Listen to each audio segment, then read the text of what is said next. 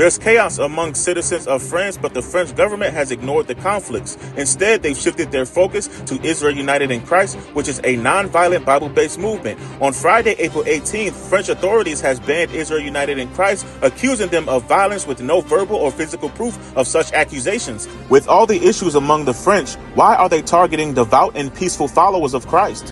Reu ugikundi kiria kirega guka guku bururi-ini gikihunjia uhoro wa ma kiria gitongoragio ni Bishop Nathaniel.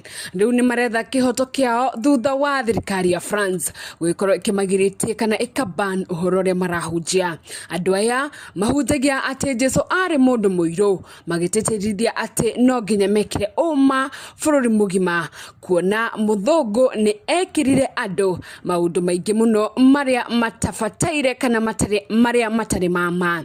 Andu aya mehitite ona thengia wa maya mothe no meguthi na mbere na gwika uria mekaga. We woni waku ni uriku? Ririkana ni mokite guku bururi-ini na magikorwo makigatwo mwena wa Kayole, undu uria gwatuikaga ati muhunjia niwe warehanite, no riu ni mathiite bururi wa Faranja ona kuo makaigatithio. We ni witikagia ati jesu ari mundu muiru? Tutigire comment yaku hau comment section-ini.